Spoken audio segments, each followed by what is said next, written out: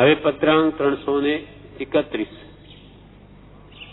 મુંબઈ મહા 1948 ઓમ વીતરાગપણે અત્યંત વિનયપણે પ્રણામ વીતરાગપણે અત્યંત વિનયપણે પ્રણામ ભ્રાંતિગતપણે સુખ સ્વરૂપ ભાસે છે એવા આ સંસારી પ્રસંગ અને પ્રકારોમાં જ્યાં સુધી જીવને વહાલપ વર્તે છે ત્યાં સુધી જીવને પોતાનું સ્વરૂપ ભાસવું અસંભવિત છે અને સત્સંગનું મહાત્મ્ય પણ તથા રૂપપણે ભાસ્યમાન થવું અસંભવિત છે જ્યાં સુધી તે અસંસારગત વહાલપને પ્રાપ્ત ન થાય ત્યાં સુધી ખચિત કરી અપ્રમત્તપણે વારંવાર પુરુષાર્થનો સ્વીકાર યોગ્ય છે. આ વાત ત્રણેય કાળને વિશે અવિસંવાદ જાણી નિષ્કામપણે લખી છે. આટલો સંક્ષેપ પત્ર છે. નામ નથી પાછળ કોના ઉપર છે. ઓમ વીતરાગ ભાવે અત્યંત વિનયપણે પ્રણામ. કૃપાલદેવ લખે છે વીતરાગ ભાવે. કોઈ પ્રત્યે જેને મમત્વ નથી, કોઈ પ્રત્યે જેને રાગ નથી, આખું વિશ્વ જેને કુટુંબ સમ છે એવા વીતરાગ છે. કૃપાલદેવ રાગ રહ્યો નથી. સર્વ પ્રત્યે મૈત્રી ભાવ જેને છે, આ મારું છે કે આ પરાયું છે એવું જેને છે જ નહીં, આમ મમત્વ ભાવ નીકળી ગયો છે. વીતરાગપણે અત્યંત વિનયપણે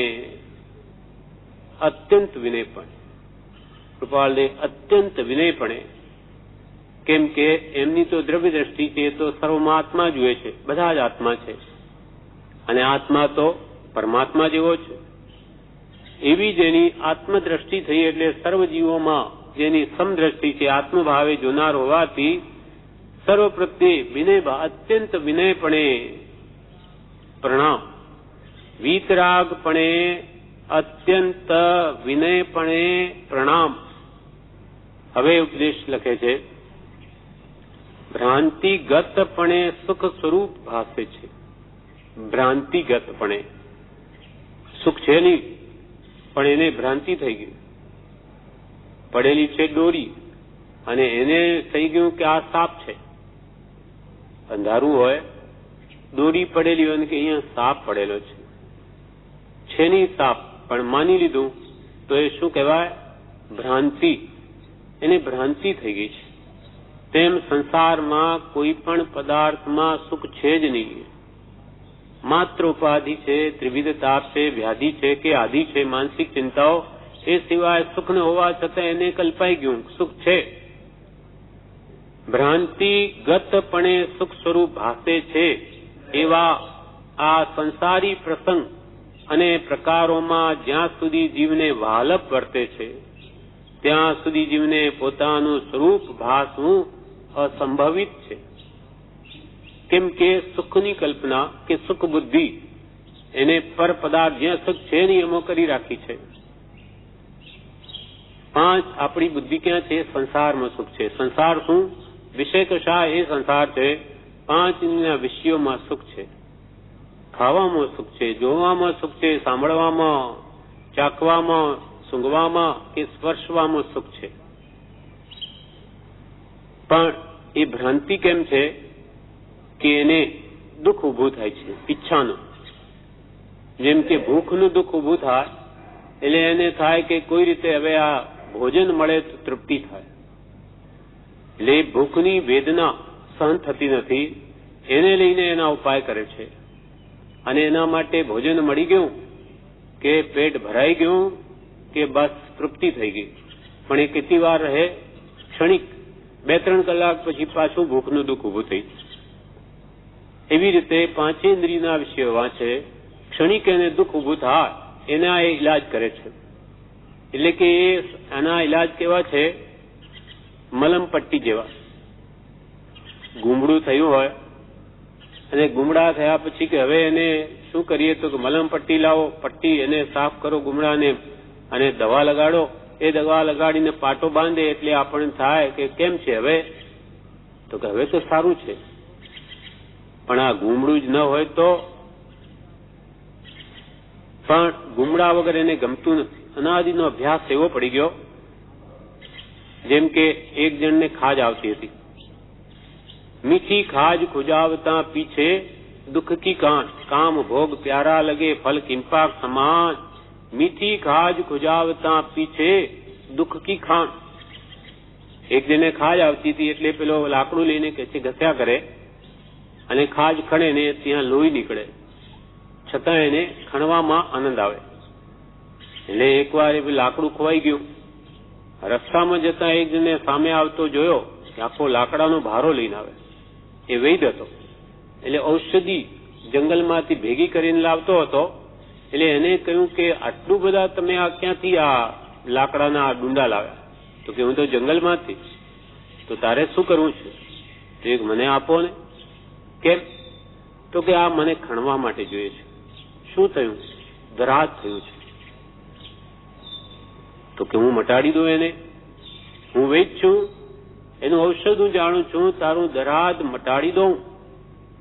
તો કે તમે તો મટાડી દો, પણ આ ખણવાની મજા પછી ક્યાંથી આવે? માટે તમે તો મને આ લાકડું જ આપો. એવી આપણી દશા છે. જ્ઞાનીઓ કે જે ઈચ્છાને લઈને તું દુઃખી છે, ઈચ્છા રૂપી રોગ જ તારો નાશ કરી દઉં. તો કે ના, ભૂખ લાગે તો કઈ આનંદ આવે, ભૂખ ન હોય તો સુખ શાનું? એવી જીવની અનાદિની ભ્રાંત મતિ છે. એને જ્ઞાની પુરુષો કેવી રીતે સમજાવે? દુઃખમાં સુખ માની બેઠો, એને સાચા સુખ પ્રત્યે દ્રષ્ટિ જ નહીં થાય. એટલે અહીંયા કહ્યું, ભ્રાંતિગતપણે સુખ સ્વરૂપ ભાસે તેવા સંસારી પ્રસંગ અને પ્રકારોમાં જ્યાં સુધી જીવને વાલપ વર્તે છે, જ્યાં સુધી આ પર પદાર્થોમાં સુખ બુદ્ધિ છે, ત્યાં સુધી જીવને પોતાનું સ્વરૂપ ભાસવું અસંભવિત છે. કૃપાલ કે અસંભવ છે. સ્વરૂપ સન્મુખ નહીં થાય તો આત્મજ્ઞાન ક્યાંથી થાય? હજુ તો એને સુખ બુદ્ધિ જ પરમા છે, એ પહેલા દૂર કરવી પડશે. ભ્રાંતિગતપણે સુખ સ્વરૂપ ભાસે જેવા સંસારી પ્રસંગ, સંસારી નિમિત્તો અને પ્રકારોમાં, અનેક પ્રકારના વિષયોમાં જ્યાં સુધી જીવને વાલપ વર્તે છે, ત્યાં સુધી જીવને પોતાનું સ્વરૂપ ભાસવું અસંભવિત છે. અને સત્સંગનું મહાત્મ્ય પણ તથા રૂપપણે ભાસ્યમાન થવું અસંભવિત છે. અને સત્સંગનું જે મહાત્મ્ય, જ્યાં સંસારનું મહાત્મ્ય હૃદયમાં છે, ત્યાં સત્સંગનું મહાત્મ્ય ભાસ્યમાન થાય નહીં. કબીરદાસજીએ પણ કહ્યું કે ઉપયોગ આત્માનો એક છે. એ ઉપયોગ જો બીજા તરફ લાગેલો હોય તો આત્મા તરફ નહીં વળે. કબીરા મન તો એક હૈ, ચાહે जिधर लगा, चाहे गुरु की भक्ति कर, चाहे विषय कमा. એ મન કાં તો સત્સંગમાં કાં સત્પુરુષના વચનમાં લગાવ અને આત્માની નિરાકુળ સુખ છે આત્માનું તેને પામ, કાં પછી તારી જે માન્યતા હોય સંસાર સુખમાં જેમ કરતો એમ કર્યા કર. અને સત્સંગનું મહાત્મ્ય પણ તથારૂપપણે ભાસ્યમાન થવું અસંભવિત છે. એટલે કૃપાલ કે શુક્લ અંતઃકરણ વિના મારા વચનને કોણ દાદ આપશે? હૃદયમાં પવિત્રતા નહીં હોય તો આ ઉત્તમ સત્પુરુષના વચનો ક્યાંથી ઘર કરે? વિષયથી જેની ઇન્દ્રિયો આર્ત છે, દુઃખી છે, તેને શીતળ એવું આત્મ સુખ, આત્મ તત્વ ક્યાંથી પ્રતીતિમાં આવે? ત્યાં સુધી જીવને પોતાનું સ્વરૂપ ભાસવું અસંભવિત છે, અને સત્સંગનું મહાત્મ્ય પણ તથારૂપપણે ભાસ્યમાન થવું અસંભવિત છે. જ્યાં સુધી તે સંસારગત વહાલપ, અસંસારગત વાહલપને પ્રાપ્ત નહીં થાય, ત્યાં સુધી ખચિત કરી અપ્રમત્તપણે વારંવાર પુરુષાર્થનો સ્વીકાર યોગ્ય છે. જ્યાં સુધી આ સંસાર પ્રત્યેની આસક્તિ ઘટી જઈ અને અસંસારગત વાહલપને પ્રાપ્ત નહીં થાય, સત્પુરુષના ગુણો પ્રત્યે રાગ નહીં થાય, પર પ્રેમ પ્રવાહ बढ़े प्रभु से, तो सब आगम भेद सूर बत. वह केवल को बीज જ્ઞાની કહે નિજ કો અનુભવ બતલાય દિએ.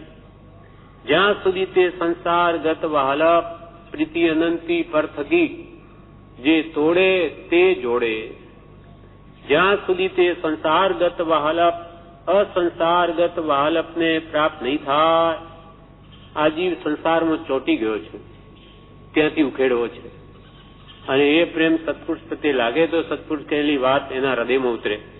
પણ એનું મન સંસારમાં જ ભટકે તો એ સ્થિરતા જ નહીં પામે તો ક્યાંથી આ વાત હૃદયમાં ઉતરે? એટલે તે સંસારગત વાહલપ, પ્રીતિ સંસારની, અસંસારગત વાહલપને પ્રાપ્ત નહીં થાય ત્યાં સુધી ખચિત કરી નક્કી અપ્રમત્તપણે વારંવાર પુરુષાર્થનો સ્વીકાર યોગ્ય છે. વારંવાર અપ્રમાદી થઈને અત્યંત પુરુષાર્થ કરીને એ વાહલપને ઘટાડવી જોઈએ. પ્રીતિ અનંતથી પર થકી તોડીને સત્પુરુષ પ્રત્યે જોડવી જોઈએ. રાગ કરવો નહીં અને કરવો તો સત્પુરુષ પ્રત્યે કરવો, દ્વેષ કરવો નહીં અને કરવો તો કુશીલ પ્રત્યે કરવો. ત્યાં સુધી ખચિત કરી અપ્રમત્તપણે વારંવાર પુરુષાર્થનો સ્વીકાર યોગ્ય છે. આ વાત ત્રણેય કાળને વિશે અવિસંવાદ જાણી નિષ્કામપણે લખી છે. આ વાત જે મેં લખી છે એ ત્રણેય કાળમાં કોઈ વાદ વિવાદ નથી. એમ જ છે, સંસારનો પ્રેમ ઘટાડીએ મટાડીએ જ આત્માનું કલ્યાણ થશે કે આત્મહિત થશે, બીજો કોઈ ઉપાય નથી. માટે જ જ્ઞાની પુરુષોએ ભક્તિની યોજના કરી છે કે પહેલા તો અશુભ રાગ ઘટાડ, શુભ રાગ કર, અને શુદ્ધની વાત તો પછી છે. શુભ ભાવ વડે મન શુદ્ધ કરો.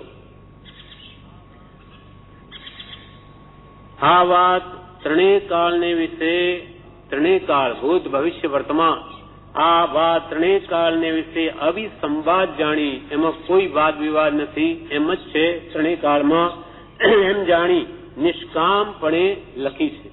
અમે નિષ્કામ ભાવે આ લખી છે. આના ઉપર વિવેચન પણ છે.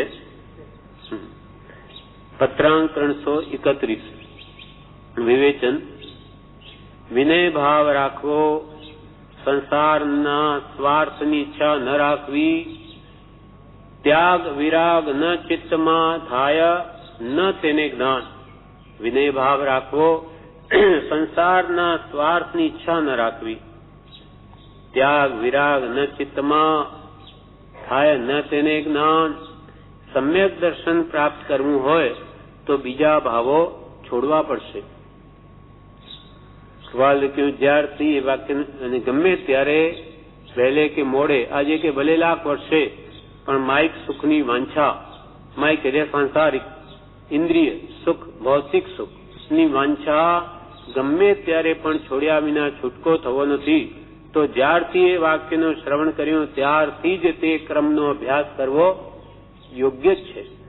તેમ અહીંયા પણ કહે છે, સમ્યક દર્શન પ્રાપ્ત કરવું હોય તો બીજા ભાવો છોડવા પડશે, સંસારના ભાવો છોડવા પડશે, સંસારનો રાગ ઘટાડવો પડશે. સમ્યક દર્શન પ્રાપ્ત કરવું હોય તો બીજા ભાવો છોડવા પડશે. સંસારમાં મને પૈસા મળે તો હું સુખી થાઉં, એમ જીવે ભ્રાંતિપણે સુખ માન્યું છે. પૈસા મળે તો પાંચના વિષયો ભોગવી શકું, એવી જે એને ભ્રાંતિ થઈ ગઈ, એને સુખ માન્યું, એ પહેલા કાઢી નાખવું પડશે. સંસારમાં મને પૈસા મળે તો સુખી થાઉં, એમ જીવે ભ્રાંતિપણે સુખ માન્યું છે. જ્યાં સુધી સંસાર પ્રિય લાગતો હોય ત્યાં સુધી મોક્ષનું મહાત્મ્ય ન લાગે. જ્યાં સુધી સંસાર પ્રિય લાગતો હોય ત્યાં સુધી મોક્ષનું મહાત્મ્ય ન લાગે. સત્સંગ સર્વોપરી વસ્તુ છે. મહાત્મ્ય લાગ્યું નથી.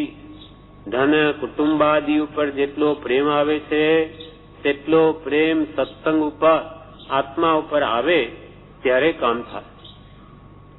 મહાત્મ્ય સત્સંગનું લાગ્યું નથી. સત્સંગ સર્વોપરી છે, પણ ધન કુટુંબાદી ઉપર જેટલો પ્રેમ આવે તેટલો પ્રેમ સત્સંગ ઉપર, આત્મા ઉપર આવે તો કામ થાય. ત્યાં સુધી અપ્રમત્તપણે પુરુષાર્થ કરવાનો છે. આવો પ્રેમ જેટલો સંસારમાં છે તેટલો સત્પુરુષ ઉપર કે સત્સંગમાં નહીં આવે તો કે અપ્રમત્તપણે, પ્રમાદ રહિતપણે અત્યંત જાગ્રતપણે પુરુષાર્થ કરવાનો છે. જીવની પાસે પ્રેમરૂપી મૂડી છે, તે સંસારમાં વેરી નાખે છે. એ પ્રેમની મૂડી બધેથી ઉઠાવી મોક્ષમાં જોડવી તો કલ્યાણ થશે. એ પ્રેમરૂપી મૂડી બધેથી ઉઠાવી મોક્ષમાં જોડવી તો કલ્યાણ થશે. પર પ્રેમ પ્રવાહ बढ़े प्रभु से, पर प्रेम प्रवाह बढ़े प्रभु से. જગતમાં કોઈ મારું નથી, જગતમાં કોઈ મારું નથી એમ જો ભાવે, અન્યત્વ ભાવના ભાવે કોઈ મારું છે નહીં, હું કોના માટે કરું છું એમ વિચારીને વૈરાગ્ય ભાવ લાવી સંસારનો પ્રેમ ઘટાડી અને આત્મા પ્રત્યે, જ્ઞાની પ્રત્યે, સત્પુરુષના વચનો પ્રત્યે, સત્સંગ પ્રત્યે પ્રેમ વધે તો જ્ઞાનીઓ કે છે કલ્યાણ થશે, બીજો કોઈ ઉપાય નથી. આ પ્રમાણે આ પત્રનું વિવેચન પણ પૂરું થયું. વચનામૃત પત્રાંક 331 મુંબઈ મહા 1948. વચનામૃતનું પાન 318 છે. આ 331મો પત્ર આપણે કાલે વાંચી ગયા. વિવેચન બાકી હતું તે આજે વાંચીએ. વચનામૃત વિવેચન પાન 79. તેમાં પૂજ્યશ્રી કહે, વિનય ભાવ રાખો. પત્રાંક નાનો છે, ફરીથી વાંચી જાઓ. ઓમ વિતરાગપણે અત્યંત વિનયપણે પ્રણામ. કૃપાલે લખે છે વિતરાગપણે અત્યંત વિનયપણે પ્રણામ. તેને વિતરાગતા અંતરમાં છે, છતાં પણ અંતરમાં અભિમાન નથી, એટલે સર્વ પ્રાણીઓને પોતા સમાન માને છે. એટલે કેટલો વિનય ભાવ છે, લઘુત્વ ભાવ છે, જેનામાં અભિમાન જ નથી. માનના પર્યાય પડ્યા હોય તો અહંકાર આવે, પણ આ તો અત્યંત વિનયપણે પ્રણામ કરું છું. કોના પર છે પાછળ લખેલું નથી. કોઈ પણ મુમુક્ષુ પ્રત્યે પણ કેટલી આત્મદ્રષ્ટિ છે અથવા લઘુત્વ ભાવ કેટલો છે. વિતરાગપણે પોતામાં વિતરાગતા અદભુત છે, છતાં પણ અત્યંત વિનયપણે પ્રણામ.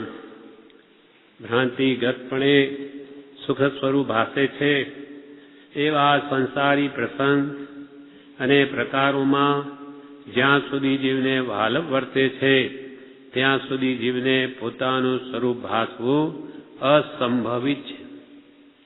જ્યાં સુધી જીવને આ સંસારના પદાર્થોમાં કે પ્રસંગોમાં સુખ ભાસે છે, આ સંસારમાં સુખ છે, ભોગોમાં સુખ છે, એવી જ્યાં સુધી અંતરમાં ભાવના છે ત્યાં સુધી આ જીવને પોતાનું આત્મ સ્વરૂપ ભાસવું અસંભવિત છે. કૃપાલ કે અસંભવ છે. કેમ કે આત્મા અને દેહ બે સાવ જુદી વાત છે. જેને દેહ પ્રત્યે એટલે કે દેહાધ્યાસ જેટલો વિશેષ ગાઢ છે તેટલા પ્રમાણમાં તેને આત્મા પ્રત્યે અરુચિ છે. ભલે આત્મા બોલે કે સાંભળે પણ અંતરથી પ્રીતિ ના આવે, કેમ કે એનો પ્રેમ તો સંસાર પ્રત્યે છે. વિષયથી જેની ઇન્દ્રિયો આર્ત છે, દુઃખી છે, તેને શીતળ, ત્યાં તો બળતરા છે વિષયોમાં, પણ આ જીવને મોહ વ સુખ ભાસે, પણ સુખ તો આત્મામાં છે. સુખ વસે આત્મા વિશે, પણ તેનો નિર્ધાર સુખ શોધે હીન વસ્તુમાં, જડમાં નહીં જડના. જડમાં સુખ છે જ નહીં, સુખ તો આત્માનો છે. તો જ્યાં સુધી એની વૃત્તિઓ વિશેથી આર્ત છે તેને શીતળ એવું આત્મસુખ ક્યાંથી પ્રતીતિમાં આવે ત્યાં સુધી જીવને પોતાનું સ્વરૂપ ભાસવું અસંભવિત છે. અને સત્સંગનું મહાત્મ્ય પણ તથા રૂપણે ભાષ્યમાન થવું અસંભવિત છે. સત્સંગનું મહાત્મ્ય પણ જેવું જોઈએ તેવું એને ભાસવામાં નહીં આવે. જ્યાં સુધી તે સંસારગત વાલપ અસંસારગત વાલપને પ્રાપ્ત ન થાય ત્યાં સુધી ખચિત કરી અપ્રમત્તપણે વારંવાર પુરુષાર્થનો સ્વીકાર યોગ્ય છે. જ્યાં સુધી સંસાર પ્રત્યે વિરક્ત ભાવ ન આવે અથવા સત્પુરુષ પ્રત્યે પ્રેમ ન પ્રગટે ત્યાં સુધી ખચિત કરી એટલે અવશ્ય જરૂર અપ્રમત્તપણે એટલે પ્રમાદ રહિતપણે વારંવાર પુરુષાર્થનો સ્વીકાર યોગી છે. વૈરાગ ઉપશમ આપણા અંદર જ્યાં સુધી નહીં આવે ત્યાં સુધી અવશ્ય ખચિત કરી, અવશ્ય. કેમ કે વૈરાગ ઉપશમ વગર તો એની બુદ્ધિ નિર્મળ જ થતી નથી. તેમાં સતનો ભાસ આત્માનો ક્યાંથી પડે?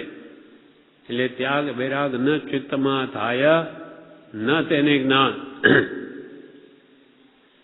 એટલે જ્યાં સુધી તે સંસારગત વાલપ, વાલપ એટલે પ્રીતિ, અસંસારગત વાલપને પ્રાપ્ત નહીં થાય, એટલે કે અંતઃકરણ જ્યાં સુધી શુક્લ નહીં થાય ત્યાં સુધી મારા વચનને કોણ દાદ આપશે? શુક્લ અંતઃકરણ વિના, હૃદયની શુદ્ધિ વિના કૃપાલ કે મારા વચનને કોણ દાદ આપશે? પણ એ અનાદિની છે. પણ જ્ઞાની પુરુષના બોધથી, સત્સંગથી જેમ જેમ આ વાત સમજાતી જાય કે સંસારમાં સુખ કેટલું ને દુઃખ કેટલું, માનસિક કેટલું દુઃખ છે, શારીરિક ભોગો પ્રત્યે આપણને એટલો પ્રેમ છે, પણ ભોગનું ફળ શું આવે છે? ભોગે રોગ ભયમ. આ રોગો ઘણા વધ્યા છે, તેનું કારણ જ ભોગ છે. કૃપાલે સ્પષ્ટ લખ્યું કે ક્ષય રોગ આટલો વધી પામ્યો છે, એનું શું કારણ છે? આ બ્રહ્મચર્ય, બ્રહ્મચર્ય વીર્યનો નાશ, તેને લઈને આ ક્ષય રોગ વૃદ્ધિ પામ્યો છે. હવે જેમાં સુખ માન્યું આ તો કેટલું દુઃખ ઊભું થયું. ક્ષણિક સુખ માટે આ જીવ કેટલો બધો દુઃખ ઓરી લે છે, પણ આ મોહ બળવાન છે.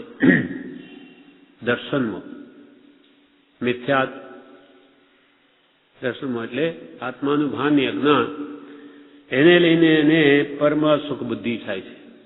સ્વમાં સુખ છે તો એને જાણ્યું નથી કોઈ દિવસ. એટલે જ્યાં સુધી એ સંસારપણા બોધથી જ જશે, જ્યારે ત્યારે જ્ઞાની પુરુષના બોધથી જ આપણો મોહ હણાશે. હણે બોધ વીતરાગતા અચૂક ઉપાયમ. મિથ્યાત્વના હણવાનો ઉપાય એક માત્ર, બીજો કોઈ ઉપાય નહીં, માત્ર સત્પુરુષે આપેલી સમજણ, એનું નામ જ છે બોધ. જ્ઞાનીઓ આપણને સમજાવે તું જ્યાં સુખ માને છે ત્યાં સુખ છે જ નહીં, ત્યાં માત્ર ત્રિવિધતા પાકની છે. સુખ માટે સંસાર માંડે પણ કેટલી ઉપાધિ બેઠે. ખરેખર સવારથી સાંજ સુધી આપણે જો એનો સરવાળો કરીએ, એક ચોપડીમાં લખવું જોઈએ કે ભાઈ આજે સવારથી સાંજ સુધી મેં સુખ કેટલું ભોગવ્યું. પછી મધ્યસ્થતાથી ત્રિવિધ મનનું કે વચનનું કે કાયાનું દુઃખ કેટલું ભોગવ્યું એ પણ લખવું. સુખ તો નિરાકુળતા છે. નિરાકુળતા સુખ છે, આકુળતા છે દુઃખ. ઈચ્છામાં આકુળતા માટે ઈચ્છા મુક્ત. નાની પુરુષોએ સુખનું લક્ષણ આકુળતા, નિરાકુળતા કહ્યું છે. આપણને કેટલી આકુળતા રહે. વ્યવસાય ધંધો કરતા હોઈએ તો એ ગ્રાહકી છે કે નહીં, અને છે તો જલ્દી જલ્દી જાણે કેટલું કમાવી લઉં, અને નહીં હોય તો ગ્રાહકી નથી, શું કરી? અથવા માલ ઘણો આપી દીધો હોય તો પૈસા ફરતા નથી, કોઈ પૈસા આપતું નથી, ઉધાર બહુ થઈ ગઈ છે. એમ બધી દુઃખને દુઃખ જ છે. સુખ તો એને માત્ર ક્ષણિક ભાષે. માત્ર પહેલા દિવાળી, હમણાં માર્ચમાં જ્યારે બેલેન્સ શીટ જોઈએ, બધો હિસાબ જોયો, સરવાળે કે ભાઈ આપણે 5 લાખ વધ્યા. હવે સુખ કેટલા સમયનું? બસ હવે પહેલા હું 25 લાખ, હવે મારે 30 લાખ થયા. પરિગ્રહ વધ્યો, મમતા વધી, 30માં મારાપણું થઈ ગયું. હવે એમાં 30માંથી જો 25,000 પણ ઓછા થઈ જાય, હવે નહીં ગમે. હવે તો 30 લાખ મારા. અરે કાલે તો 25 જ હતા, ના હવે 30 મારા. એટલે માત્ર આમાં જ્ઞાનીઓ કે છે આમાં દુઃખ જ છે. ધન પ્રાપ્ત કરતા પણ દુઃખ, એને સાચવીએ ત્યારે દુઃખ, અને ખર્ચીએ ત્યારે પણ દુઃખ. કે ભાઈ હવે તો આપણે બહુ કમાયા, ચાલો ₹1,00,000 ખર્ચી આવી. મુંબઈ ગયા, લાખ ખર્ચી નાખ, બહુ મજા આવી, આનંદ આવી ગયો, ₹1,00,000 ખર્ચી આવ્યા. મનમાં થાય કે લાખ ઓછો થઈ ગયો, અરે પણ હમણાં 5 લાખ વધ્યા છે એનું શું? ના, એ ભલે વધ્યા, આ લાખ ઓછો કેમ થયો? એમ આ જીવને જેટલું આવે એટલું ગમે છે, જતું નથી ગમતું. તૃષ્ણા એટલી બળવાન છે, લાખો શું કરોડો થઈ જાય તો એ કોઈ ધંધા બંધ નથી કરતો કે ભાઈ હવે આપણી પાસે કરોડો થઈ ગયા, શું કરવાના? ના, ખાલી બેઠા શું કરી? બિરલા, ટાટા કે અંબાણી હજારો કરોડ થઈ ગયા, કોઈ બંધ કરે છે? ફોર્ડ, ટાટા વાળા કે પેલા વિદેશમાં ગમે ત્યાં તૃષ્ણા એને મારે છે. કૃપાલ કે છે, કોણ જાણે લક્ષ્મી આદિકમાં કેવી એ વિચિત્રતા રહી છે. કૃપાલ કે કોણ જાણે? કૃપાલની લાગે છે કે આ શું છે? આ કોણ જાણે લક્ષ્મી આદિકમાં કેવી એ વિચિત્રતા રહી છે કે જેમ જેમ લાભ થતો જાય છે તેમ તેમ લોભ વધતો જાય છે. ધર્મ સંબંધી કેટલું જ્ઞાન છતાં જાણે છે ધર્મ સંબંધી અથવા ધર્મની દ્રઢતા છતાં પણ પરિગ્રહના પાસમાં પડેલો પુરુષ કોઈક જ છૂટી શકે છે. વૃત્તિ એમાં જ લટકી રહે છે. પાસ એટલે જાળ. એક માણસ જાળમાં ફસાઈ ગયો હોય તો એને નીકળવું કેવું અઘરું છે. ત્યાં એવી તૃષ્ણા, એવી જાળરૂપ છે કે એને વિશેષ મેળવવાની ઈચ્છા થાય. એટલે કૃપાલ જે મળ્યું છે તેનું પણ સુખ વખતે જાય છે, એ પણ ભોગવી નથી શકતો વિશેષ મેળવવાની તૃષ્ણામાં. એટલે કૃપાલ કે જન્મ મરણ કોના? જે તૃષ્ણા રાખે તેના. જેટલી તૃષ્ણા વિશેષ એટલા જન્મ મરણ વધારે, એનું આર્ત ધ્યાન વધારે, એનું દુઃખ પણ વધારે. એટલે એમાં પણ શું કે ધન કમાવતાય દુઃખ, સાચવતાય દુઃખ, ભોગવતાય દુઃખ. શંકરાચાર્ય જે આદ્ય શંકરાચાર્ય થઈ ગયા, મોહ મુદ્ગર ગ્રંથ લખ્યો છે જેણે, જે કૃપાલે બીજા અમુક મુક્ષોને વાંચવા આપતા. વેદાંતનો ગ્રંથ છે, છતાં પણ મોહ ઉપર ઘણ માર્યા છે.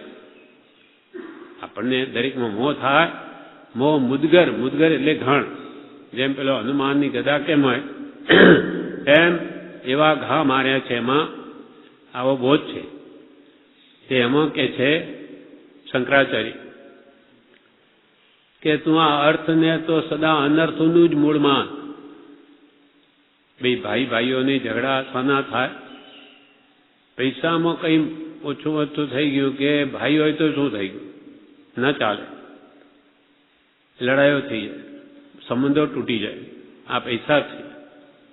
શંકરાચાર્ય કે છે અર્થમ અનર્થમ ભાવૈ નિત્યમ.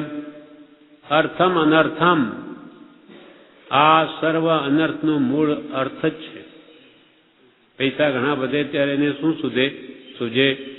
પછી ધર્મ સૂજે કે ભાઈ હવે કરોડો થઈ ગયા, ચાલો હવે ચલો ભક્તિ સત્સંગ કરીએ, આશ્રમમાં જ રહીએ. પછી તો અમેરિકા જઈએ, નવી નવી ગાડીઓ લાવીએ, બંગલા બાંધીએ, ફરવા જઈએ, કાશ્મીર જઈએ, માથેરાન જઈએ. એને એવું જ સૂજે, ધર્મ ન સૂજે. પૈસો તો આવ્યો હાથમાં કે આ તો એની બુદ્ધિ બગાડી દે. કનક કનક તે 100 ગુની માદકતા અધિકાઈ, વ ખાય બોરાઈ વ પાએ બોરાઈ. એક સંતે એમ કહ્યું, કનક એટલે સોનું અને કનક એટલે ધંતુરો. એનાથી ખાજ આવે અને નશો હોય એનો ધંતુરાનો. તો કે ધતુરો તો જે ખાય ને ત્યારે એને નશો ચડે. પહેલા તો એનો ખાય, પેટમાં ઉતરે, પછી એની ક્રિયા થઈને એને નશો ચડે. એટલે કનક કનક તે 100 ગુની માદકતા અધિકાઈ, કે પેલી જે માદકતા એટલે મદ છે કનકનો, ધંતુરાનો, એના કરતો 100 ગણો મદ કનકનો છે. કનક એટલે સોનું, એટલે કે ધન, પૈસો હાથમાં આવી ગયો કે એને 100 ગણો અહંકાર વધી જાય. જાણે હું તો હવે મોટો બની ગયો, એની જાતને મહાન માને. કનક કનક તે 100 ગુની માદકતા અધિકાય, વ ખાય બોરાય. પેલો ધંતુરો તો ખાય ત્યારે ગાંઠ પણ આવે, પણ આ પાએ બોરાય, તો હાથમાં આવી ગયું એની ગાંઠ પણ વધી જાય. એટલે કે હવે તો હું મોટો માણસ છું, એમ પોતાની જાતને મહાન માને. એમ આ વસ્તુ જ એવી છે. એટલે મહાપુરુષો કે આપણે માપમાં રહેવું, આપણો જે વ્યવહાર યથાર્થ ચાલે તેટલું હોય તો બસ છે. વિશેષનું કૃપા કે શું પ્રયોજન છે? આ મોક્ષ માટે વાત છે. જેને મોક્ષ નથી જોઈતો એ તો આખી દુનિયા કરે જ છે. આપણે સુખી થવું હોય તો આપણને રસ્તો બતાવે. ભ્રાંતિગત માત્ર ભ્રાંતિથી આ જીવે સુખ કલ્પ્યું છે.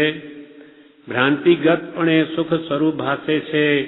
એવા સંસારી પ્રસંગ અને પ્રકારોમાં જ્યાં સુધી જીવને વાલપ મીઠાશ વર્તે છે ત્યાં સુધી જીવને પોતાનું સ્વરૂપ, આત્મ સ્વરૂપ, સહજાત્મ સ્વરૂપ ભાસવું અસંભવિત છે. અને સત્સંગનું મહાત્મ્ય પણ તથારૂપણે ભાષ્યમાન થવું અસંભવિત છે. જ્યાં સુધી તે સંસારગત વાહલપ અસંસારગત વાહલપને પ્રાપ્ત ન થાય ત્યાં સુધી ખચિત કરી, અવશ્ય કરી, અપ્રમત્તપણે વારંવાર પુરુષાર્થનો સ્વીકાર યોગી છે. એટલે પ્રીતિ જે અનંતી પર થકી છે, જે તોડે તે જોડે એ પર પ્રેમ પ્રવાહ બઢે પ્રભુ છે, એ ન થાય ત્યાં સુધી કે છે અપ્રમત્તપણે વારંવાર પુરુષાર્થ યોગી છે. નહીં તો કોઈ દિવસ આપણો મોહ ત્યાંથી ઘટે નહીં. અનાદિનો અભ્યાસ છે. તમે કહ્યું ને આ કેમ ઘટતો નથી? ઘટે ક્યાંથી? અનાદિકાલનો છે. મોહ મહાસુભટ કેસરી. આ મોહ રાજા કૃપાલદેવી બધું આ આત્મસિદ્ધિમાં કહી દીધું ભાઈ કે કર્મ તો અનંત પ્રકારના, પણ તેમાંય મુખ્ય 8 છે અનંતમય, જેમાં બધા સમાય, પણ તેમાંય મુખ્ય, પાછું તેમાંય મુખ્ય 8માંય મુખ્ય મોહનીય, એ રાજા સમાન છે. હણાય તે કહું પાઠ. અને એક મોહનીય કર્મ, તમારો મોહ જો મટી ગયો ને બધા જ બેસી જશે, કોઈની તાકાત નથી. આ મહાસુભટ મહાબળવાન રાજા છે. એ જીતાઈ ગયો તો બીજા 7 કર્મ આપોઆપ જતા રહેશે. બધાની તાકાત આ મોહનીય કર્મને લઈને રહી છે. કાઢવો જ પડશે. અને બરોબર છે. એમ કહે કે ભાઈ મને તો મોહ છૂટતો જ નથી, શું કરીએ? કંઈ આપણામાં તો વૈરાગ ઉપસો આવતો જ નથી, એમ કહે તો કંઈ નહીં વળે. હા,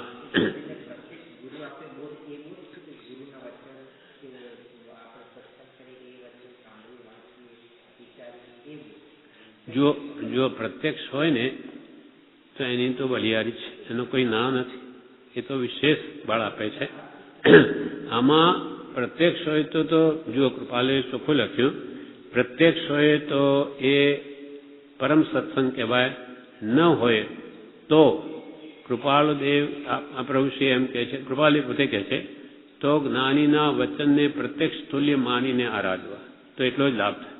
હવે માનો આપણે પ્રત્યક્ષ જોઈએ છે, માનો, પણ ક્યાં લેવા જઈએ? આપણે બધાને જોઈએ છે. ત્યાં પ્રભુશ્રીજી બ્રહ્મચારી હતા, તે જે હાવ જલાલીને જે મુમુક્ષોમાં જે આત્મબળ હતું તે આજે નથી દેખાતું. કેમ કે આવો પુરુષ કોઈ છે નહીં ઉપર આપણે ટોકનાર. એ તો દરેકને ઉભા રાખતા, ક્યાંય પ્રમાદ નહીં થવા દે. શું કરો છો ઘરે? તો કે બસ આરામ કરી. તો કે આરામ કરવાનો સમય નથી, સમય બહુ ટૂંકો છે, અનંત ભાવ એક ભાવમાં ટાળવા છે. કૃપાલે કહ્યું છે તો કે પ્રમાદ ન કરવો, કંઈક વાંચવું. પછી બીજે દિવસે વાંચો છો? તો કે ના. તો કે આ વાંચજો, મોક્ષમાળા વાંચજો, ફલાણો પત્ર વાંચજો.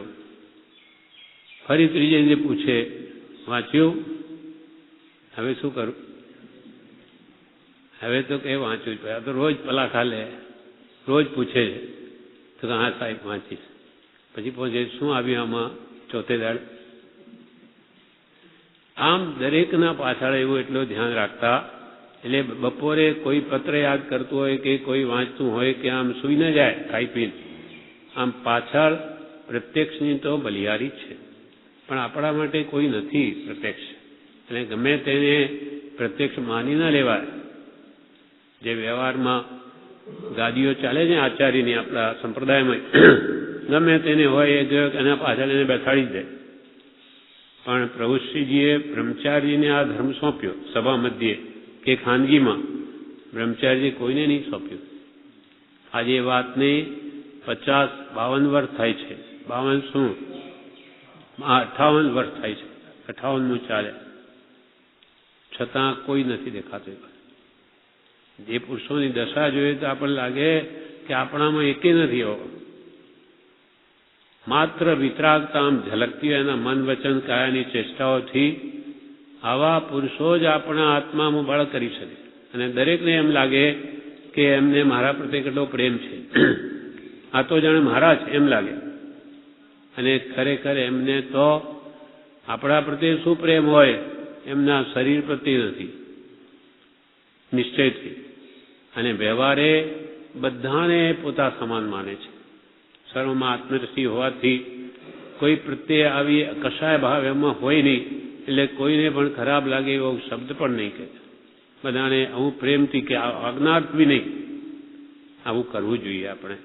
આપણે કરવું જોઈએ. નહીં વાંચીએ તો સમય જતો રહેશે, પછી શું કરીશું? એ પ્રેમથી બધાને વાળ્યા છે. તો તમારા કહેવા પ્રમાણે બોધ નાની પ્રત્યક્ષ હોય તો એક નંબર, એમાં કોઈ બે મત નથી. પણ આપણા માટે હવે આજે તો કૃપાલજીના માર્ગમાં ઘણા જ્ઞાનીઓ છે, ચોખ્ખું કહે છે કે ભાઈ અમે જ્ઞાની છે. તો એનું પ્રૂફ શું? તો ડાયરી બતાવે, આ જુઓ આ લખેલું છે.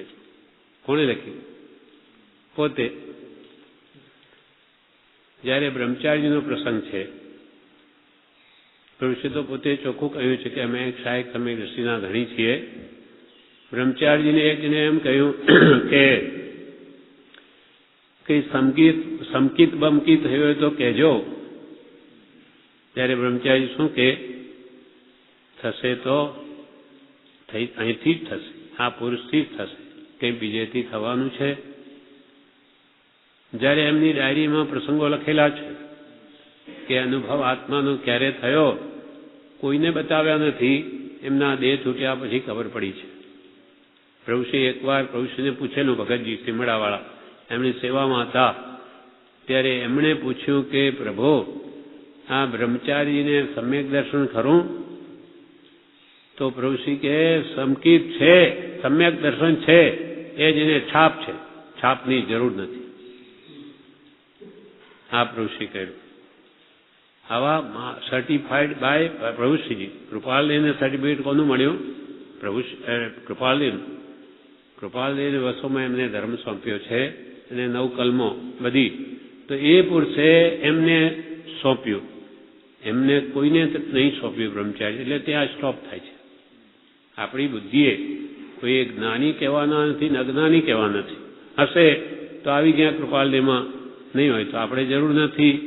એટલે આપણે ત્યાંથી દ્રષ્ટિ બંધ કરી દીધી છે. અને જે મહાપુરુષોને જોયા એમની જે દશા જોઈ હોય તો પ્રત્યક્ષ ભેદ ભાસે કે આ શું છે બધું. કૃપાલયના માર્ગમાં આવું આપણને જોઈને ત્રાસ છૂટે કે આ વિતરાગતાના લક્ષણ છે. પોતે હજુ માર્ગ સમજ્યા નથી, પોતા અંદર પણ વૈરાગ ઉપશમ દેખાતો નથી, એ બીજાની શું દશા વધારવાની? એટલે આખો માર્ગને તોડી ફોડી નાખે છે. કૃપાલે કે ધર્મ એ વસ્તુ બહુ ગુપ્ત રહી છે. 47મા પત્રમાં કહે તે બાહ્ય સંશોધનથી મળવાની નથી, અપૂર્વ અંતર સંશોધનથી તે પ્રાપ્ત થાય છે. અને તે અંતર સંશોધન કોઈક મહાભાગ્ય સદગુરુ અનુગ્રહ પામે છે. જેમ પ્રભુશ્રીએ કહ્યું તને ધર્મ સોંપું છું, ધર્મ એમને સોંપાય? આપણું ઘરે નહીં સોંપાય. છોકરાને બધો વહીવટ સોંપવો હોય તો પૂરો વિચાર કરીએ કે આ બરોબર યોગ્ય છે કે નહીં. એ તો બધું ઉડાડી દેશે, ઇજ્જતે પાણીમાં ગાલશે ને બધું ખલાસ કરી દેશે. પૂરેપૂરો વિચાર કરીએ તો આ તો ધર્મ છે. જે ભગવાન મહાવીરનો મૂળ માર્ગ કૃપાલદેવે પ્રકાશ્યો, પ્રભુશ્રીજીએ એને બહાર લાવ્યા અને બ્રહ્મચારીજીએ તો એને એકદમ સ્પષ્ટ કરીને સમજાવ્યો. હવે એ ચોથો આવે એને તોડી ફોડીને નાખી બધું.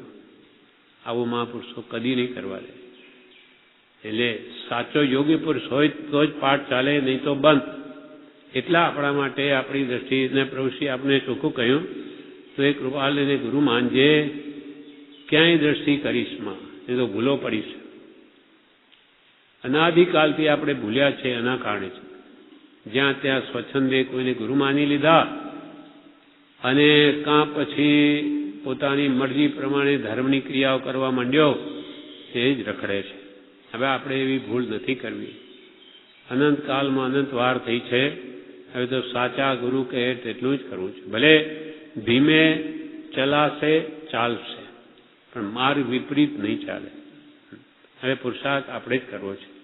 આ બોધ આપણા માટે પ્રત્યેક એવો જ છે. કારણ કૃપાળુ દેવની જે મુદ્રા આકાર તેનો તે છે. આજે ભગવાન મહાવીરની મુદ્રા નથી આપણી પાસે, ઘણા વર્ષ થઈ ગયા, 26, પણ કૃપાળુ તો as it is, no change at all, એ બી છે. સાથે વચનામૃત એવા ને એવા. જ્યારે ભગવાન મહાવીરનો બોધ તો માગધીમાં છે, એમાં તો કેટલાય અનુવાદો થઈ ગયા, હિન્દી, સંસ્કૃત, ગુજરાતી, જેને જે મત પ્રમાણે જેને ઠીક લાગ્યું તેમાં એની ગંધ આવે જ મતની. શ્વેતાંબરના ગ્રંથોમાં શ્વેતાંબરની વાત આવશે, દિગંબરમાં દિગંબર પ્રમાણે આવશે. તો આ તો મૂળ અસલ વસ્તુ છે આપણી પાસે. જે કૃપાલદેવ હાજર હતા તે કહેતા હતા તે જ આ છે. અને બીજું આ છે, માનો કે કૃપાલદેવ આજે પ્રત્યક્ષ હોય અને આપણને આની આ વાત કરે જે બીજા માટે કરી, અનંતા તીર્થંકરનો એક જ મત છે. હવે આપણને કહે કે ભાઈ રાગદ્વેષ છોડો, તમે કશાય ઘટાડો, અને આપણે કહીએ કે ભાઈ પ્રભુ મારાથી તો હું નહીં થાય, આપ ભલે કરી શકો, મારે નહીં થાય. તો શું પ્રત્યક્ષ હોય તો આપણે મારી કૂટીને ઘાલી શકે? પ્રત્યક્ષ છે ને, પણ એ નથી કરી શકતા. માત્ર કે અમે તો ઉપદેશના દાતા છીએ અને આજે પણ એનો એક બોધ છે, અને આપણે એમને પ્રત્યક્ષ તો માની એ બોધ પ્રમાણે જ આપણું વર્તન કરવા માંડીએ તો લાભ થાય કે નહીં? આજે પણ થાય જ. માત્ર એક બળ વધારાનું પુશિંગ હતું, એ આજે નથી. એ જાતે બળ કેળવવાનું છે, કેમ કે બીજો ઉપાય નથી. ગમે તેને ન વળગાડે, નહીં તો આ મળ્યું તે હાથમાંથી ચાલી જાય. એટલે પુરુષ કે નવી નાવમાં બેસાડ્યા છો તમે, સફરી જહાજમાં.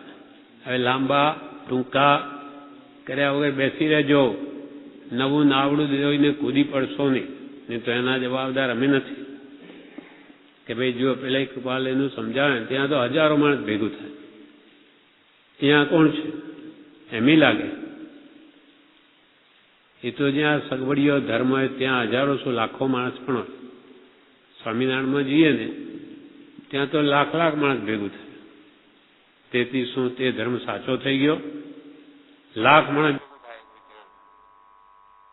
ખાવા પીવાનું બધું આપો તો ઘણો બધા ભેગા થાય, પણ જ્યાં ત્યાગની વાત આવે ત્યાં બધા ભાગે. આ તો વિતરાગનો માર્ગ છે, એમાં તો હંમેશા બહુ થોડા જ હોય. સાધુઓ કે લડે નહીં, ઘેટા પકરાની જેમ સાધુના ટોળા ન હોય. એ તો કોઈક વિરલા હોય, સિંહની જેમ. શૈલે શૈલે ને માણિક્યમ મુક્તિ કમને ગજે ગજે, સાધુઓ નહીં સર્વત્ર ચંદનમ ને વને વને. કે બધા પર્વત ઉપર શૈલે માણિક હોતાંથી, હીરા માણિકની ખાણો, એ તો કોઈક ઠેકાણે હોય. મુક્તિકમ ને ગજે ગજે, દરેક હાથી ઉપર કંઈક મોતીઓ હોતાંથી, ગજ મોતી, એ તો કોઈક પર હોય. એમ સાધુઓ નહીં સર્વત્ર, સાધુ પુરુષો સર્વત્ર ન હોય. સાધુઓ નહીં સર્વત્ર ચંદનમ ન વને વને, દરેક વનમાં કંઈ ચંદન હોતું નથી, એ તો કોઈ વિરલા જ હોય. કૃપાલદેવ પોતાને એકવાર એમ કે છે કે કોઈની જોડે વાત કરવા વાળો અમને કોઈ એક બીજો પુરુષ નથી મળતો આ કાળમાં. કેટલી બધી અયોગ્યતા જીવોમાં આવી ગઈ, અમે હૃદય ક્યાં ખોલવું? આ એક સૌભાગભાઈ મળ્યા ત્યારે એમને પરમ સંતોષ થયો છે કે આ કંઈક વાત સમજી શકે છે. શુક્લ અંતઃકરણ વિના મારા વચનને કોણ દાદ આપશે? તો એમને શાંતિ વળી કે આ યોગી પુરુષ છે, તો એમને ઠેઠ કેવળ જ્ઞાન થશે તો કહીશ ત્યાં સુધી પહોંચાડી દીધા કૃપાલદેવ. ઈડર લઈ ગયા, 10 દિવસ ખૂબ બોધ આપી અને યોગ્યતા એમનામાં ભરી દીધી અને અંતે કેવળ જ્ઞાન થશે તો કહીશ. આ કોની કૃપાએ? સત્પુરુષની કૃપા. એટલે પ્રત્યક્ષની બલિહારી જ છે, આપણા પાસે નથી તો આવતા ભાવમાં મળશે. આપણે આનું આ ઘૂંટીશું ને તો આવતા ભાવમાં પણ આપણે આ જ ગમશે, બીજું નહીં ગમે. ગમે ત્યાં ભલે દેવલોકમાં જાઓ, મનુષ્ય લોકમાં, ત્યાં પણ સત્સંગ ભક્તિ કરવાની જ ભાવના થશે. દેવલોકમાં હોય તો ચાલો ભગવાન તીર્થંકરોની સભામાં, ત્યાં તો 20 તીર્થંકર વિચરે છે, જે આજે આપણે નથી જઈ શકતા, પણ દેવો તો બધે જઈ શકે. અનેક મુનિઓ, વિજ્ઞાની, કેવળ જ્ઞાનીઓ, જેનો સમાગમ કરવો એમના હાથની વાત છે. એટલે કે અહીંયાથી તમે એવા સંસ્કાર અંદર નાખી દો કે આ સિવાય તમને બીજું ગમે જ નહીં, તો તમારો વેડો પાર છે. અને ભોગોને એવી તિલાંજલિ આપો મનમાંથી કે ત્યાં અત્યંત ભરમાર છે નહીં, કે આસક્તિ થાય જ નહીં. શ્રદ્ધા એવું દ્રઢ કરી લો, હું આત્મા જ છું, ભલે ભોગો ગમે અંતરથી, પણ આ ખોટા જ છે એમ જ્ઞાનીએ કેમ માનું છું. અને એનામાં 12 ભાવનાઓના ચિંતન વડે ભોગોમાં શું દુઃખ છે, સપરમ બાધા સંયુક્તમ વિચ્છણમ બંધ કારણમ વિષમમ જમ ઇન્દ્રિયમ લદ્દમ તમ સૌખ્યમેવ દુઃખમેવ તઃ. ઉત્તરાદિ સૂત્રમાં ભગવાન મહાવીરે ઉપદેશ આપ્યો છેલ્લો કે ઇન્દ્રિયોનું સુખ કેવું, તો કે સપરમ પરાધીન, સ્વાધીન સુખ નથી, પર વસ્તુને આધીન છે. ખાવામાં સુખ લાગે તો વસ્તુ તો લાવવી પડે, પર સપરમ બાધા સંયુક્ત, અનેક બાધા આવે. માનો આપણે કોઈ વસ્તુ ખાવાની ઈચ્છા થઈ, 5 ઇન્દ્રિયોમાં એક ઇન્દ્રિયની વાત કરીએ, પણ પૈસા નથી.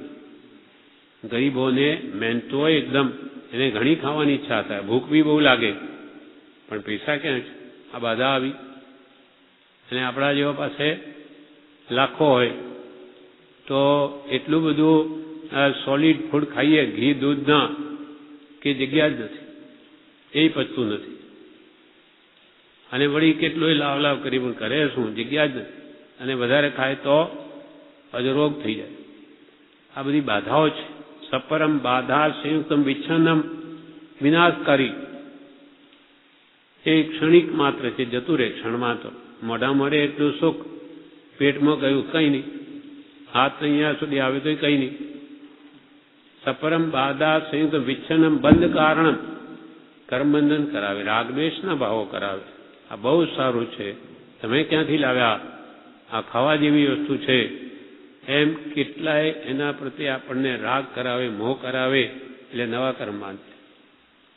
બંધ કારણમ વિષમમ, સંભાવ રહેતો જ નથી, એક સરખું નથી. આજે એક જ વસ્તુ ગમે અને કાલે નહીં ગમે. એક શાક આજે ભાવતો એને અમુક વર્ષ પછી કે નહીં મને તો ભાવે નહીં, અરે શું થઈ ગયું, બસ હવે મને નહીં ભાવે. ગાડીઓ નવી નવી લાવે, પૈસા હોય ત્યારે સૂજે એવું, બસ હવે મને નહીં, મને વેચી દો, નવી લઈશ.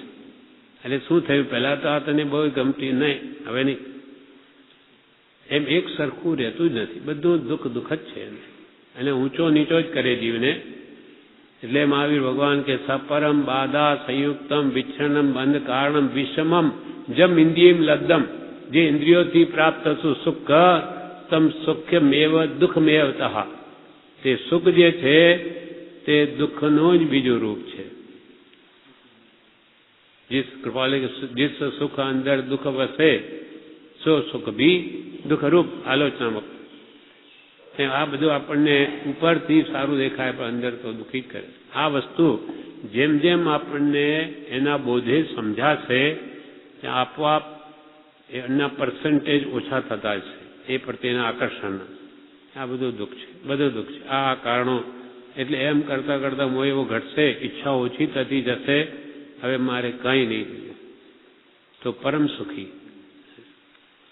આ બોધ સમજણ અહીંયાથી જ આવશે. એટલે જ્યાં સુધી તે સંસારગત વાહલપ અસંસારગત વાહલપને પ્રાપ્ત ન થાય ત્યાં સુધી શું કરવું? ખચિત કરી એટલે કે અવશ્ય કરી અપ્રમત્તપણે વારંવાર પુરુષાર્થનો સ્વીકાર યોગ્ય છે. પુરુષાર્થ અવશ્ય કરવો પડશે. જો ઈચ્છો પરમાર્થ તો કરો સત્ય પુરુષાર્થ તો સંસારીજી બધા જ કરે, કોઈ નવરા બેઠા નથી. પણ સત્ય પુરુષાર્થ જેથી તમારો આત્મા પ્રગટ થાય એવો પુરુષાર્થ કરો. ખચિત કરી અપ્રમત્તપણે વારંવાર પુરુષાર્થનો સ્વીકાર યોગી છે. આ વાત ત્રણેય કાળને વિશે અમે કહીએ છીએ એમ જ નહીં, ભૂતકાળમાં પણ એમ જ હતું. ભૂતકાળમાં જ્ઞાનીઓ થઈ ગયા, તીર્થંકરો થઈ ગયા, ત્યારે પણ આવું જ કહેતા હતા કે આ મોહ તો તમારે છોડવો જ પડશે. આ વાત ત્રણેય કાળને વિશે અવિસંવાદ જાણી એટલે આ ભેદભાવ રહિત વાત છે. એમાં કોઈ વાદ વિવાદને સ્થાન નહીં. એટલે એમ જ છે તો એ ભલે આ આમાં એમ છે પહેલા તો ચાલતું હતું બધું, અથવા એમાં થોડી પોલ ચાલે ન ચાલે, એમ જ છે.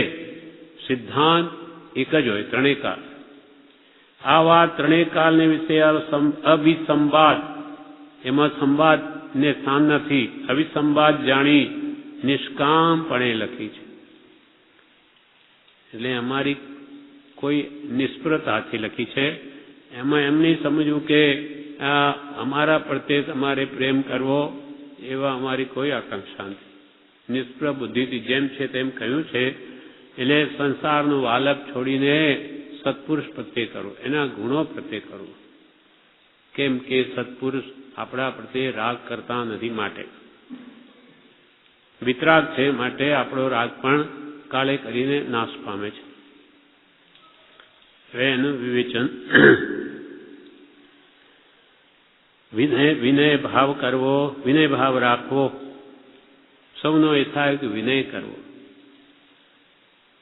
સૌથી પરમાર્થમાં સૌથી મોટો વિનય તો ભગવાનનો કે સત્પુરુષનો છે.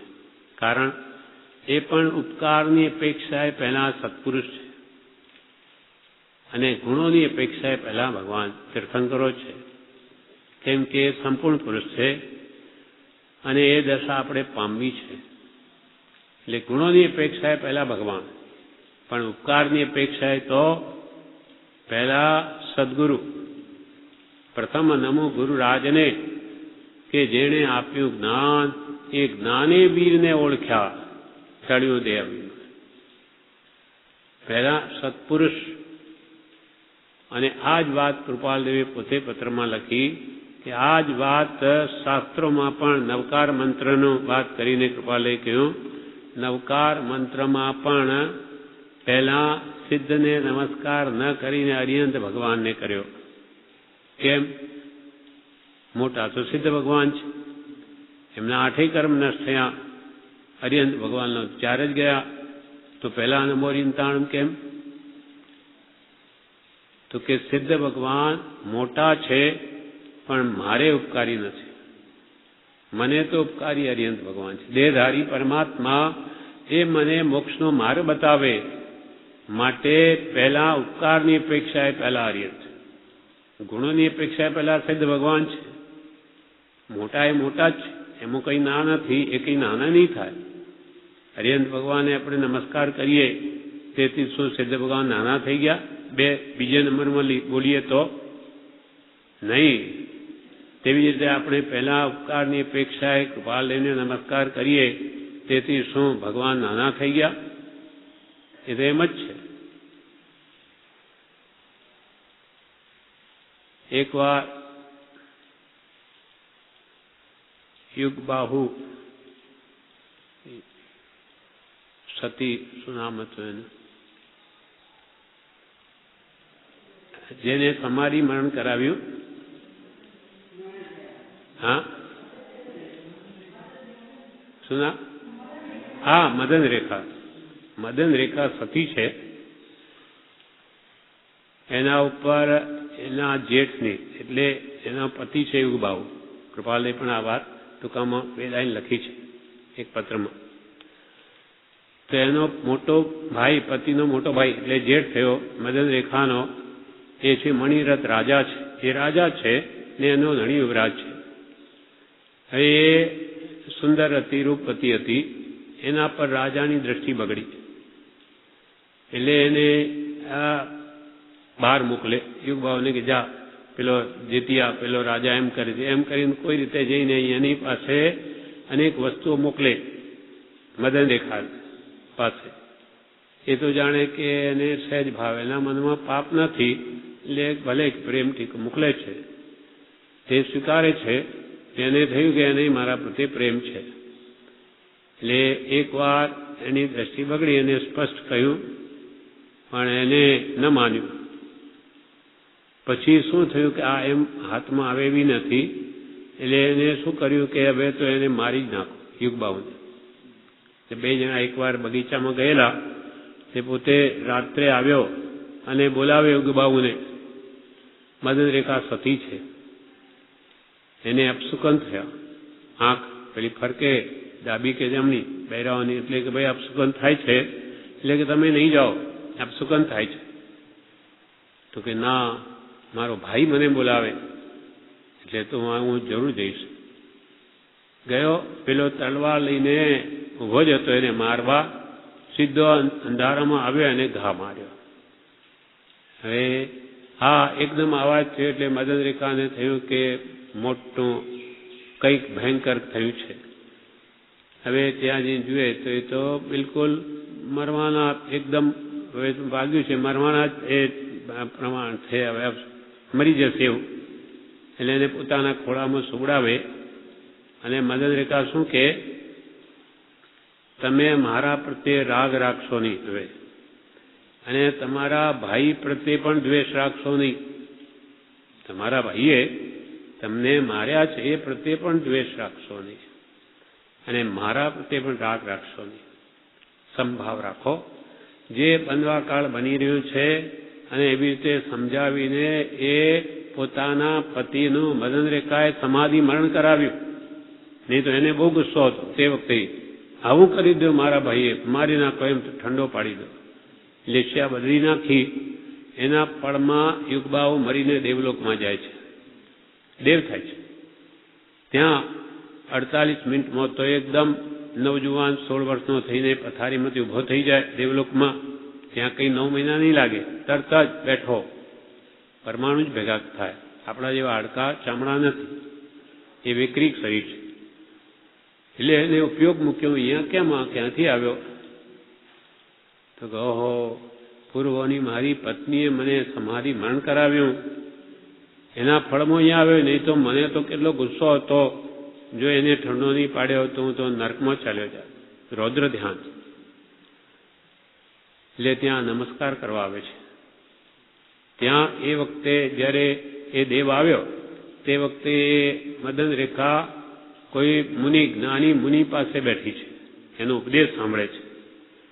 હવે ત્યાં કે કેવડી ભગવાન છે, કોઈ બી તેની પાસે ઉપદેશ સાંભળે. તે દેવ આવીને પહેલા નમસ્કાર મદન રેખાને કરે છે, ગુરુને નહીં. તો ત્યાં બીજો દેવ ઉભો હતો. એ ગુરુને પૂછે કે ગુરુદેવ, હે ભગવાન, આટલો બી વિવેક નથી આ દેવમાં? પેલા સ્ત્રીને નમસ્કાર કરે, આપ જેવા અહીંયા બિરાજમાન છો ને. તો કે બરોબર કરે છે. એને આ દેવ બન્યો છે એનો ઉપકાર આ મદન રેખાનો છે. એને લઈને આ બન્યો. એટલે એ ઉપકારની દ્રષ્ટિએ એને પહેલા નમસ્કાર કરે એ બિલકુલ યોગ્ય છે. પછી એને ભગવાનને કર્યા. એમ આપણે પણ કૃપાલયને કરીએ, કેમ કે એના વગર તો આપણો પત્તો જ નહીં. પ્રભુશ્રી કે આખો જગત મહાવીર મહાવીર કરે, પણ પ્રભુ મહાવીર શું જાણ્યું છે? મહાવીર એટલે શું? મોટા થઈ ગયા અને આપણે મહાવીર ભગવાન કે પાર્શ્વનાથ ભગવાન પ્રત્યે સંસાર માંગીએ છીએ. એટલે ભગવાનનું સ્વરૂપ શું એ તો આપણને ખબર નથી. અને ભગવાને જે પરિગ્રહ છોડી દો ઝેર માનીને, એ આપણને આપશે? તો કે ના, મને તો આપો જ તમે. જાણે ત્યાં નવરાજ બેઠા છે પાર્શ્વનાથ ભગવાન. પાર્શ્વનાથ ભગવાનને બહુ વિઘ્ન હરતા કે આપણા વિઘ્ન તો પાર્શ્વનાથ હરે. એટલે જેની પાર્શ્વનાથને બધી સંખ્યેસર પાર્શ્વનાથ છે, 108 પાર્શ્વનાથ છે નામ. ભીડ ભંજન પાર્શ્વનાથ અને ચિંતામણી પાર્શ્વનાથ, સંખ્યેસર પાર્શ્વનાથ. એ જાણે કે બસ બધું આ પાર્શ્વનાથ જ આપણું કરશે. આપણે પાપ કર્યા કરો અને એ ભગવાન મને માફ કરો, એ મારું આટલું કામ તમે કરી દો. ભગવાન જાણે મોક્ષમાં નવરાજ બેઠા છે, તો આટલું કામ નહીં કરો અમારું? ભગવાન કે તમને હું એ ઝેર નહીં આપું. તું તો બાળક છે, જ્ઞાની, સમજતો નથી. તું આ પરિગ્રહ ઝેર લેવા માંગે, હું નહીં આપું. મેં એને ઝેર માની છોડ્યું છે, એ તને નહીં આપું. તો કે ના, મને તો આપો જ. કેવી જીવની મૂળતા છે, આ ભગવાનનું સ્વરૂપ સમજે. વિતરાગતા કોને કેવી એ ખબર નથી. એટલે બધું અજ્ઞાન ભયંકર ચાલી રહ્યું છે જગતમાં. એને કહેવાય અમે તો ભગવાનને ભજીએ છીએ, ભગવાનનું સ્વરૂપે નથી જાણતા. એમ સૌનો એ થાય કે વિનય ભાવ રાખવો, સંસારના સ્વાર્થની ઈચ્છા ન રાખવી. એટલે કે સંસારમાં સુખની ઈચ્છા ન રાખવી. સંસારમાં સુખ છે જ નહીં. ત્યાં તો દુઃખ. કૃપાલદેવ તો કે મોક્ષમાળામાં બૈરાગ શા માટે બોધ્યો એ પાઠમાં શું કે છે? આ સંસાર, ત્યાં તો દુઃખ, દુઃખ ને દુઃખ જ છે. તે દુઃખનો એ સમુદ્ર છે. આ કૃપાલદેવ લખે. આપણે કે ના, ત્યાં તો સુખ, સુખ ને સુખ જ છે. હવે કેટલી આપણી ભ્રાંતિ. અને કૃપાલ કે ત્યાં દુઃખ, દુઃખ ને દુઃખ જ છે. દુઃખનો એ સમુદ્ર છે. સમુદ્રના કિનારે આપણે ઉભા રહીને જ્યાં જોઈએ ત્યાં પાણી, પાણી, પાણી દેખાય ચારે બાજુ. ક્યાંય કંઈ જમીન ન દેખાય. તેમ કૃપાલ કે તમે જ્યાં ત્યાં નજર નાખશો ને સંસારમાં, ક્યાંય સુખ નહીં મળે. સુખ છે જ નહીં તો તમને ક્યાંથી મળે? હીરાના ખાણમાં હીરો હોય, કોઈ કોલસાના ખાણમાં ના હોય. તેમ તમે શોધો એ તમારી ભૂલ છે. એમ તમે સંસારમાં સુખની ઈચ્છા રાખશોમાં, ત્યાગ વૈરાગ ન ચિત્તમાં થાય ન તેને જ્ઞાન. ત્યાગ વૈરાગ ચિત્તમાં એટલે મનમાં નહીં લાવશો ત્યાં સુધી તમને આત્મજ્ઞાન થશે નહીં. સમ્યક દર્શન પ્રાપ્ત કરવું હોય તો બીજા ભાવો છોડવા પડશે. મિથ્યા માન્યતાઓ કાઢવી પડશે. વિપરીત માન્યતાઓ, દેહમાં આત્મબુદ્ધિ, પરમાં મારાપણું, આ અહમ મમત્વ ભાવ ઓછા કરતાં કરતાં નિર્મૂળ કરવો પડશે. ત્યારે જ આત્મજ્ઞાન થશે કે કેવળ જ્ઞાન થશે, અન્યથા નહીં થાય. સમ્યક દર્શન પ્રાપ્ત કરવું હોય તો બીજા ભાવો છોડવા પડશે. સંસારમાં મને પૈસા મળે તો હું સુખી થાઉં, એમ આપણી માન્યતા એમ કે છે. એમ જીવે ભ્રાંતિ પણ એ સુખ માન્યું છે. સંસારમાં મને પૈસા મળે તો હું સુખી થાઉં, એમ જીવે ભ્રાંતિ પણ એ સુખ માન્યું છે. પણ ઘણાને પૈસા મળ્યા પણ છે, તે બધા સુખી થઈ ગયા. કૃપાલે કે મેં તો કે ચક્રવર્તીના હૃદયમાં પ્રવેશ કર્યો ભાવથી, તો એ બિચારો દુઃખી હતો. કે ઇન્દ્રના હૃદયમાં પ્રવેશ કર્યો, તે પણ બિચારો દુઃખી હતો. અને જ્યાં ચક્રવર્તી દુખિયા ત્યાં સુખ શું રંકાદી. ચક્રવર્તી જેવા 6 ખંડના અધિપતિ પણ જ્યારે દુઃખી છે, તો આપણા જેવા પામરોમાં સુખ ક્યાંથી આવે, ક્યાંથી મળે? એમ જ્ઞાનીઓએ પોતાના જ્ઞાન વડે આ બધું જોઈને આપણે કહ્યું. એટલે પણ અજ્ઞાની જીવને એમ લાગે કે પૈસા મળે તો હું સુખી થાઉં. એમ જીવે ભ્રાંતિ પણ એ સુખ માન્યું છે. જ્યાં સુધી સંસાર પ્રિય લાગતો હોય ત્યાં સુધી મોક્ષનું મહાત્મ્ય ન લાગે. જ્યાં સુધી સંસાર પ્રિય લાગતો હોય ત્યાં સુધી મોક્ષનું મહાત્મ્ય ન લાગે. સત્સંગ સર્વોપરી વસ્તુ છે. સત્સંગમાં જ જ્ઞાનીનું બહુ શ્રવણ થાય. એટલે સત્સંગ સર્વોપરી વસ્તુ છે, પણ એનું મહાત્મ્ય જીવને લાગ્યું નથી. સત્સંગનું મહાત્મ્ય નથી લાગતું કે એમાં કેટલો બધો લાભ છે. મારી વિપરીત માન્યતાઓ તૂટે, મિથ્યા દેહમાં આત્મબુદ્ધિ તૂટે, આત્મામાં આત્મબુદ્ધિ થાય, સંસારનો મોહ મટે, કેટલો મોટો લાભ છે.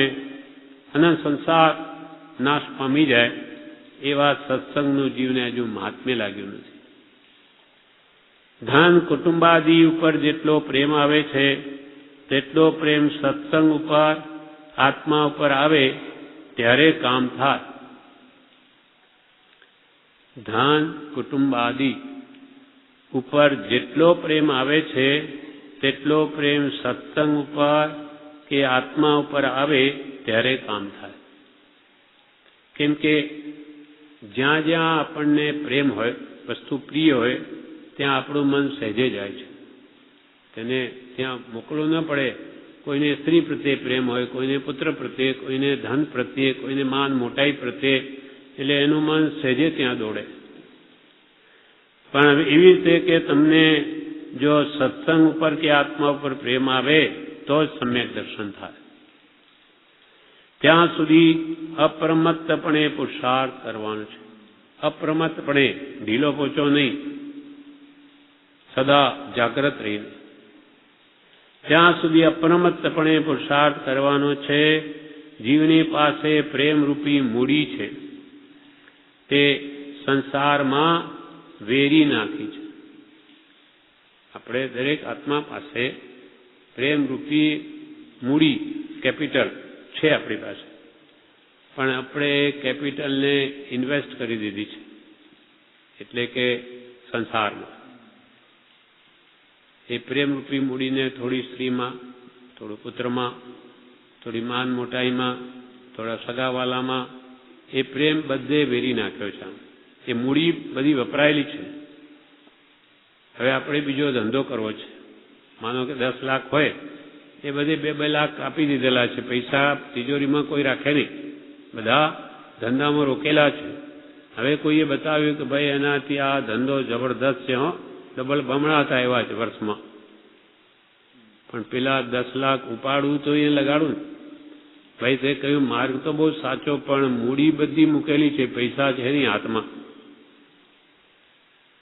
તો પેલા ઉઠાડ લાભ અહીંયા લગાડી દે, પણ એ ઉઠે ત્યારે ને એ પૈસા ત્યાંથી ઉપાડું તો અહીંયા લગાડવું તો ડબલ નફો થાય. અહીંયા તો ડબલ શું, 1000 ગણો થાય. પ્રભુ શ્રી શું કે, પ્રભુ અહીંયા તો રોજે કરોડોની કમાણી, રોજે કરોડોની કમાણી. પણ પ્રભુ 50-100 રૂપિયા મળતા હોય તો ઢેર મુંબઈ સુધી દોડી જાય. પ્રભુ શ્રી બોધમાં કહ્યું 50 રૂપિયા મળે તે વખતમાં રૂપિયો ઘણો મોટો હતો કે 100 રૂપિયા મળશે સીધો મુંબઈ સુધી દોડી જાય. પણ અહીંયા પ્રભુ રોજે કરોડની કમાણી, પણ પ્રભુ 1,00,000-2 લાખ હોય તો દેખાય, પણ આ તો ભક્તના ભાવ છે. ભાવથી હજારો કર્મનો ભૂસાડીઓ થઈ જાય, પણ એને ક્યાં દેખાય? એને તો રોકડિયું જોઈએ. રોકડા હોય તો કે બસ જાણે મળી ગયા. અહીંયા પણ આવો ભક્તિભાવ પ્રભુ પ્રત્યે આવે તો કર્મના કોટી કર્મો, કોટી કર્મો ખપી જાય. ઘણી મોટી દેણદારી છે આપણા કર્મોની, અને રોજે નવી કરીએ છે. એટલે કે સત્સંગમાં પડ્યા રહો, સાંભળ કરો તો કોઈ દિવસ થઈ જશે, બધી દેણદારી પૂરી થઈ જશે અને અદ્ભુત લાભ થઈ જશે. પણ તેટલો પ્રેમ, જેટલો ધન કુટુંબાદિ ઉપર પ્રેમ આવે છે તેટલો પ્રેમ સત્સંગ ઉપર, આત્મા ઉપર આવે ત્યારે કામ થાય. ત્યાં સુધી અપ્રમત્તપણે પુરુષાર્થ કરવાનો છે. જીવની પાસે પ્રેમરૂપી મૂડી છે, તે સંસારમાં વેરી નાખી છે. એ પ્રેમની મૂડી બધેથી ઉઠાવી મોક્ષમાં જોડવી તો કલ્યાણ થશે. પર પ્રેમ પ્રવાહ बढ़े प्रभु से तो શું ફળ આવે? સબ આગમ ભેદ સુર બસે. આગમ 45 આગમ છે. એક પ્રભુ શ્રી કે જોવા જવું નહીં પડે. એ પ્રેમમાં એટલી તાકાત છે કે એ તમને સત્પુરુષના અંતરનું રહસ્ય સમજાવી દેશે, જે પંડિતોને નહીં સમજાય. પણ જ્ઞાનીના આશ્રિતને સમજાઈ જાય ભક્તિથી. કૃપાલ એમના ગૂઢ રહસ્યવાળા જે વચનો છે એના પ્રત્યે જેટલી ભક્તિ હશે, પ્રેમ હશે, એનું રહસ્ય સમજાશે. એ પ્રેમની મૂડી બધેથી ઉઠાવી મોક્ષમાં જોડવી તો કલ્યાણ થશે. પર પ્રેમ પ્રવાહ બઢે પ્રભુ સે. જગતમાં કોઈ મારું નથી. જગતમાં આ જીવ મારું મારું કરીને જ મથે છે. કેમ કે કોઈ કે ભાઈ તમે તો આ બધું ભેગું કરો છો પણ તમારે ભોગવશે કોણ? તો કે કઈ નહીં, હું નહીં હોય તો મારો દીકરો ભોગવશે ને, છોકરો છે ને. છોકરો કોનો જ? મારો છે.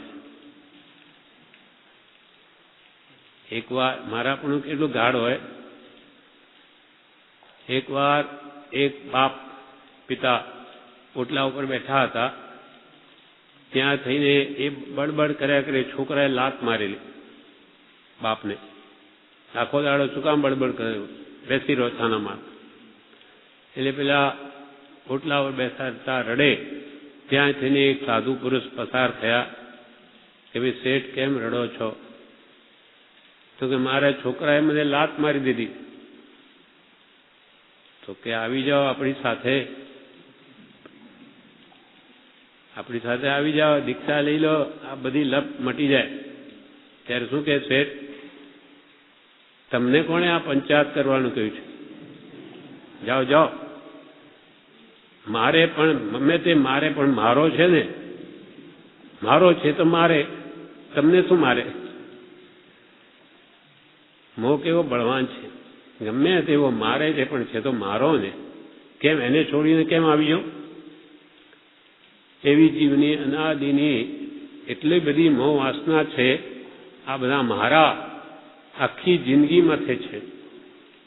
મારા છોકરાને કામ લાગશે, અને છોકરામાં નસીબમાં નહીં હશે તો બધું ઉડાડી દેશે. એની બુદ્ધિ જેવી આવશે અને એના કરેલા આ કર્મો તારે ભોગવા પડશે. પછી છોકરો હાથ નહીં રાખે. તમે 18 પાપ સ્થાન સેવીને જે પાપના પોટલા બાંધ્યા હશે તેના ફળમાં ત્યાં માનો તિર્યન થયા હોય માયા કરીને, તો ત્યાં ગાડે જોતર્યા હોય, ત્યાં ડફણા પડતા હોય, અને આ દીકરો દુકાનમાં કે ફેક્ટરીમાં ફોટો લગાડીને રોજ દીવો કરતો હોય, હાર પહેરાવતો. હા, મારા પિતાશ્રીએ બહુ કૃપા કરી છે. એ પિતાશ્રી ત્યાં ડફણા ખાતા હોય. શું કામ? આ જીવનો મોહ છે. આ મોહ મટે તો માર્ગ સાવ સુલભ છે. આ પ્રમાણે કૃપાલ કે હણે બોધ વિતરાગતા કર્મોની ભેદ બે, દર્શન ચારિત્રના. દર્શન મોની, ચારિત્ર મોની. દર્શન મોની એટલે મિથ્યાત્વ, મિથ્યા માન્યતાઓ, એને હણવાનો ઉપાય બોધ છે. બોધ એટલે સમજ, સમ્યક જ્ઞાન.